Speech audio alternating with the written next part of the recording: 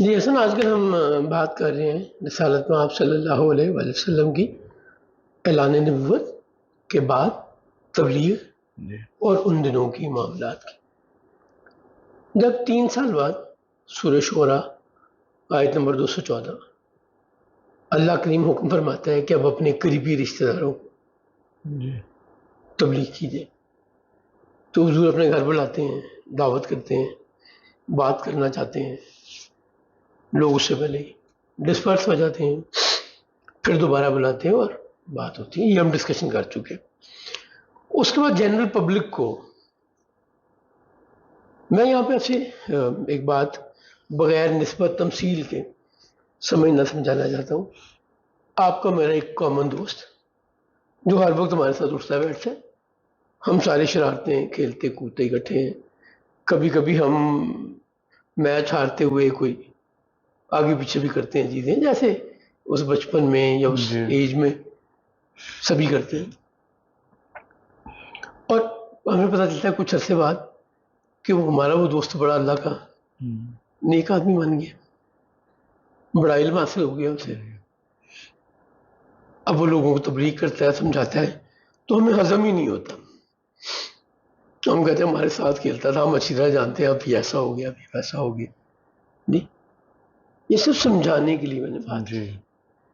اب ذرا امیجن کیجئے 1400 سال پیچھے جائیے، 1450 سال، رسالت میں آپ صلی اللہ علیہ وسلم موجود ہیں، بہت اچھا کریکٹر ہے، آئیڈیل پرسنالٹی ہے، سارے لوگ بڑا is darling of Mecca as I always سے، بٹ ایک دن آپ آ کے کہتے ہیں کہ میں اللہ کا نبی ہوں۔ کتنا مشکل ہے اس کو مان لینا، ہضم کرنا۔ ذرا اس سینیریو میں سمجھنے کی کوشش کیجیے ان کے، میں سچے ہونے کی بات نہیں کر رہا، یقیناً سرکار سچ فرما رہے ہیں، اللہ نے انہیں نبی بنایا ہے، حکم دیا بتانے کا، بٹ یہ اناؤنس کرنا کتنا مشکل ہے، بالکل، اور سننے والے کے لیے اسے ایکسیپٹ کرنا کتنا مشکل ہے۔ علی ابن ابی طالب کہتے ہیں کہ میں چونکہ سرکار کے گھر میں رہتے تھے اور بڑی دفعہ حضور کے ساتھ پڑھتے تھے، وہ کہتے ہیں میں رسالت مآب صلی اللہ علیہ وآلہ وسلم کے اعلان نبوت سے پہلے رسول اللہ کے ساتھ کہیں جا رہا تھا، تو جو درخت رستے میں آتا تھا وہ سرکار کو سلام کرتا تھا۔ یہ کون گواہی دے رہے؟ علی ابن ابی طالب۔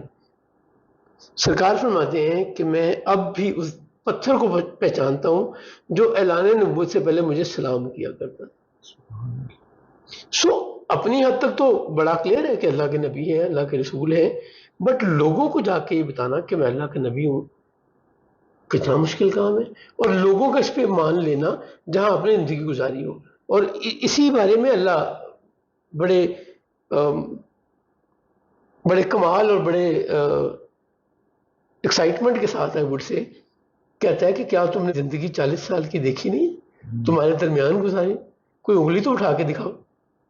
سو I'm not an ordinary man، میں تو پہلے دن سے ہی اللہ کا برگزیدہ بندہ، اللہ کا چنا ہوا بندہ ہوں، میری 40 سال کی زندگی دیکھ لو۔ نہیں، خیر، اب سرکار جو دستور تھا مکہ میں کہ لوگوں کو اکٹھا کرنے کے لیے کہا جاتا تھا یا صباحا یا صباحا، یہ 2-3 ایپیسوڈ پہلے جب ہم حضور کی صاحبزادیوں کی بات کر رہے تھے، 2 صاحبزادیوں کی، تو اس میں بھی ہم نے ذکر کیا تھا، تو لوگ اکٹھے ہوتے تھے۔ یا صباحا کا مطلب یہ ہوتا تھا something important I need to announce. کئی لوگ اپنے غلام کی آزادی کی بات کرتے تھے، کئی کسی کو اپنا منہ بولا بیٹا بنانے کی بات کرتے تھے، مختلف اناؤنسمنٹس ہوتی تھیں، اینڈ اس کا مطلب یہ ہوتا تھا something important has happened or is going to happen, so be there to know it directly. جو خود نہیں جا سکتا تھا کسی نہ کسی کو اپنی جگہ پراکسی بھیجا کرتا تھا۔ تو رسالت مآب صلی اللہ علیہ وسلم صفا پہاڑی پہ چڑھے اور ان سے کہا کہ اگر میں تم سے کہوں لوگوں سے کہ پہاڑ کے پیچھے سے دشمن کی فوج حملہ کرنے آ رہی ہے تو مان لو گے؟ اچھا، عرب میں یہ کریڈیبلٹی اپنی پہلے بتانے کا رواج تھا، اپنے خاندان کا نسب، اپنا پچھلا اچیومنٹس، اپنا کریکٹر، بلیویبلٹی کے لیے یہ دستور تھا۔ تو جب یہ بتا لیا کہ میں کون ہوں، میرا کریکٹر کیا ہے، میں آج تک تمہارے درمیان ہوں، تو یہ سوال پوچھا، تو لوگوں نے کہا کہ یس ویل بلیو، بیکاز آپ نے کبھی ایسی بات ہی نہیں کی، جو حقیقت میں مبنی نہ ہو. جسے ہم عام زبان میں جھوٹ کہتے ہیں. آپ تو ہمیشہ سچ بولتے ہیں تو یقیناً سچ ہوگا اگر آپ یہ کہیں گے تو آپ کہتے ہیں پھر یاد یہ سن لو کہ اللہ ایک ہے, اس کے سوا کوئی عبادت کے لائق نہیں. اور یہ ہجوم میں یہ سارے لوگ تھے, ابو جہل بھی اور یہ لوگ؟ ابو لہب کا تو بڑا ڈسکریٹ آتا ہے ذکر. یقیناً ہوں گے, یقیناً ہوں گے, کیونکہ پرومیننٹ لوگ سارے. دیکھیں وہ آج کی طرح کی زندگی نہیں تھی کہ کوئی شاہدرہ گیا ہوا ہے اپنے کام سے, کسی کا آفس جو ہے وہ رائیونڈ پہ ہے, کوئی کہیں ہے اور کوئی کہیں ہے. بیت اللہ کے ارد گرد ساری ایکٹیویٹی ساری چیزیں وہیں ہوا کرتی تھی, اور لوگوں کے پاس نسبتاً وقت زیادہ ہوا کرتا تھا. اس طرح کی نہ لائف تھی نہ اس طرح کی ایکٹیویٹیز تھی. تو وہ اکٹھے ہوئے ہیں. سرکار نے کہا کہ میں اللہ کی اسی بنیاد پہ, اپنی کریڈیبلٹی کی بنیاد پہ تمہیں بتا رہا ہوں. اگر میں پہلے جھوٹ نہیں بولتا تو آج بھی جھوٹ بولوں گا. تو باقی لوگوں نے تو کوئی اتنا ریئیکٹ نہیں کیا. ابو لہب نے بہت سخت ریئیکٹ کیا اور اس نے کہا ٹوٹ جائیں تمہارے یہ ہاتھ, کیونکہ اشارہ کر کے سرکار نے فرمایا تھا جس سے تم ہمیں اشارہ کر کے ڈرا رہے ہو, اور ستیہ ناش تمہارا, تم نے ہمارا دن برباد کر دیا. جی اس لیے بلایا تھا ہمیں. سرکار ختمی مرتبہ خاموش رہے جواب میں. اللہ کی رسول اللہ صلی اللہ علیہ وسلم سے محبت, پہلی تو بات ہے اندازہ نہیں لگایا جا سکتا. اللہ کی کسی معاملے کا اندازہ نہیں لگایا جا سکتا. وہ کتنا کریم ہے نہیں اندازہ لگایا جا سکتا. وہ کتنی حکمتیں رکھتا ہے ہم اندازہ نہیں کر سکتے. وہ اس کا باپ نہیں ہے, اس کا بیٹا نہیں ہے.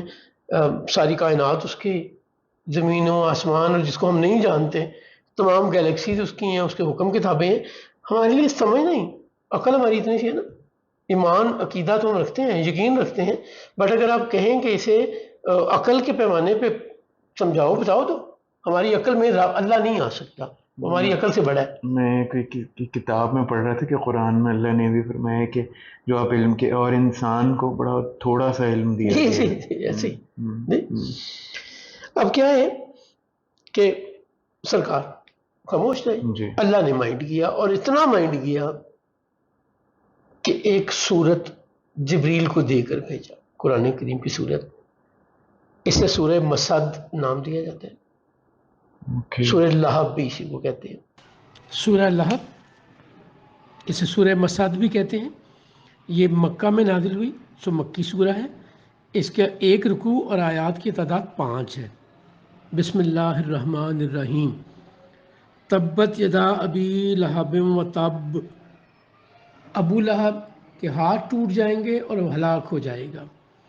ما اغنا عنہ مالہ وما کسب, اس کی دولت اور کمائی جس پر اسے بڑا ناز ہے اسے کوئی فائدہ نہیں دے گی. سیصلی نارا ذات لہب, تم دیکھو گے کہ جلد ہی یہ جہنم کی شعلوں والی آگ میں داخل ہوگا جس کے شعلے تباہ کن ہوں گے. وامرأتہ حمالۃ الحطب, اس کی بیوی جو اس کے ساتھ رسول اللہ کے خلاف سازشوں میں شریک اور لکڑیاں اٹھا اٹھا کر لاتی ہے, وہ بھی جکڑی جائے گی. فی جیدہا حبل من مسد, اور اس کی گردن میں مونج کی مضبوط رسی ہوگی. 5 آیات ہیں, مکی سورہ ہے. اللہ کریم نے کہا تبت یدا ابی لہب و تب, ٹوٹ جائیں تمہارے یہ ہاتھ جس سے اشارہ کر کے تم نے کہا ہے. جی, نہ تمہاری اولاد تمہارے کام آئے گی, نہ تمہارا مال تمہارے کام آئے گا. کئی بیٹے تھے اس کے, اور عرب میں بیٹوں کا مطلب یہ ہوتا تھا کہ میں پتہ نہیں کیا چیز ہے, جو آج بھی چلا آ رہا ہے ہندو کلچر میں بھی. جی, بیٹا نہیں ہوتا تو ہم سمجھتے ہیں کہ زندگی نہیں رہ گئی. سرکار ختمی مرتبہ صلی اللہ علیہ وسلم کی بیٹے بالکل 1.5-2 سال کی ایج میں دنیا سے تشریف لے گئے. آپ کہتے ہیں فاطمہ کی اولاد میری اولاد ہے. جی, ہم پتہ نہیں کن الجنور, یہ تو ہمارے سب کانٹیننٹ کلچر میں بہت ہے. ہندوؤں کے ساتھ بہت اثر ہے نا, تو چونکہ ان کے ساتھ بہت اثر ہے تو ہم نے انفلوئنس لیا. عرب میں بھی قبیلہ روایت اور معاملہ جو ان کے اس وقت کی تہذیب تھی, اس میں بیٹے ہونا بہت بڑی. اللہ کریم فرماتا ہے نا کہ یہ اپنے لیے بیٹے کہتے ہیں اور اللہ کے لیے بیٹیاں. اتنی بے تکی تقسیم. اللہ بیٹوں سے بھی پاک ہے، پاک ہے اور بیٹیوں سے بھی پاک ہے. بٹ یہ کیا نان سینس ہے کہ تمہیں بیٹے ملے اور اللہ کو بیٹیاں ملے. یہ اللہ نے ان کو اس کلچر میں اللہ نے بیٹیوں کی یہاں پہ کوئی لیول کم نہیں کیا, کوئی تحقیر نہیں کی, کوئی ڈس اون نہیں کیا. بے شک. ان کو سمجھانے کے لیے ان کے ڈکشن میں, ان کے کلچر, ان کے ویلیوز کے اعتبار سے کہا ہے کہ یار یہ حسن یہ کون سا کمال ہے, اللہ کریم فرماتا ہے یہ کون سا کمال ہے کہ تمہارے لیے بیٹے ہوں اور اللہ کے لیے بیٹیاں. سو بیٹے, اور عرب کے مکہ کے 4 رئیسوں میں سے ایک رئیس ابو لہب تھا, جو بہت امیر تھا. سو اس کو بڑا زوم تھا کہ میرے بیٹے بھی ہیں اور میرے پاس مال بھی بڑا ہے. اور اللہ کیا فرما رہے کہ نہ بیٹے کام آئیں گے نہ تمہارا مال. اور پھر بیوی کے متعلق کہ وہ جو بیوی ہے تمہاری اس کے گلے میں مونج کی رسی ہوگی جی, اور یہ جہنم کی آگ میں جلیں گے. پہلی بات, یہ بات سرکار نے ابتدائی دور میں کی, اعلان نبوت کے بعد 3 سال بعد 4 سال بعد. اور ابو لہب کی ڈیتھ ہوتی ہے بدر کے بعد. سو اس واقعے سے کم و بیش 9.5 سال بعد ابو لہب کی ڈیتھ ہوتی ہے. سو کتنا ٹائم تھا اسے حضور کو غلط پروو کرنے کا کہ یہ اللہ کا کلام نہیں ہے. وہ تو یہ کہتے تھے نا اللہ کا کلام نہیں ہے, یہ خود بناتا ہے, رسالت مآب صلی اللہ علیہ وسلم خود بناتے ہیں. اب بڑا موقع تھا اس کو غلط پروف کرنے کا, اور غلط پروف کر دیتے بات ختم ہو جاتی, کوئی ضرورت ہی نہیں رہ جاتی, سب کچھ کلیپس کر جاتا. یعنی یہ پورا جو نظام سرکار ختمی مرتبہ صلی اللہ علیہ وسلم بنا رہے تھے, اگر یہ جھوٹا ہوتا, اگر یہ غلط ہوتا, اگر یہ ان کے اپنے خیالات ہوتے, اگر یہ اللہ کا حکم نہ ہوتا تو ختم ہو جاتا. لیکن چونکہ یہ اللہ کا کلام ہے, اللہ کی مشیت ہے, Allah knows every thing what will happen after hundred and thousand and billions of years, Allah کے علم میں ہے. اللہ نے بڑا کلیئرلی بتا دیا.